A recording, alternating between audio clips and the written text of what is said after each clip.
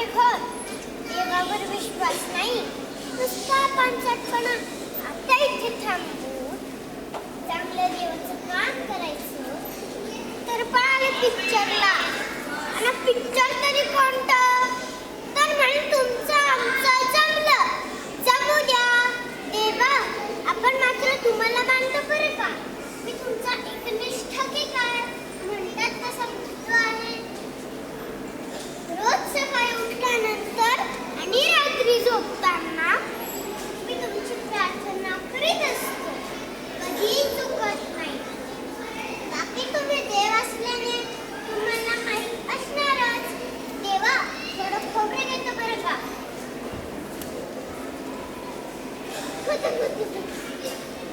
विठ्ठला पांडुरंगा, काय खवट खोबरं हे.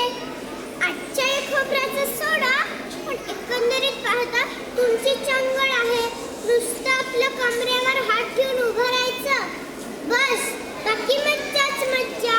रोज पंचामृताचं स्नान, पक्वानाचं जेवण, गळ्यात सुगंधी हार. त्याशिवाय रोज भक्त मंडळी नवसाचे पदार्थ आणीत असतात. कोणी पेढे आणतं, कोणी बर्फी, कोणी खारखा. खरंच देवा, गुलाबजाम आणतात का हो कोणी? त्याशिवाय आरती, भजन. देवा, या जगात तुमच्यासारखा सुखी कोणी नाही.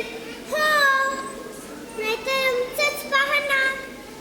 रोज पहाटे ठीक 5 वाजता बाबा धपाटे घालून उठवतात. आता माझ्या एवढ्या मुलांनी 5 वाजता उठलंच पाहिजे असा काही जागतिक नियम आहे का?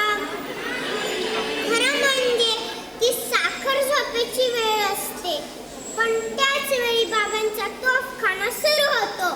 बंड्या, गधाड्या, उठ आधी, 5 वाजले. लोटोस काय गाढवासारखा?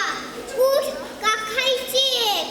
उठावंच लागतं आणि लगेच तोंड धुवायला पडावं लागतं. मग तुमची प्रार्थना, नंतर दूध. देवा, हे दुधाचं कौतुक तुमच्यामुळेच बरं का. तुम्ही कृष्ण अवतारात गाय पाळलात ना, त्याचं आमच्या बाबांना फार कौतुक. अहो, आम्हालाही एखाद्या वेळेस चहा पियावा असं वाटतो. चहा पिणं म्हणजे काय महापाप आहे, पण चहाचं नाव काढलं की बाबा ओरडलेच. बंड्या, मॅडोबा कृष्ण गाईचं दूध पित होता म्हणून तो ताकदवान होता. दूध पित होता म्हणून कंसाला असा धरून जोडलाय. आणि देवा, असं म्हणून बाबा माझे केस धरून कृष्णाने कंसाला कसं जोडलं ह्याची रंगीत तालीम करून दाखवतात. मग आमचा अभ्यास घेतात. जर उत्तर चुकलं की आमचा मुस्काट फुटलाच.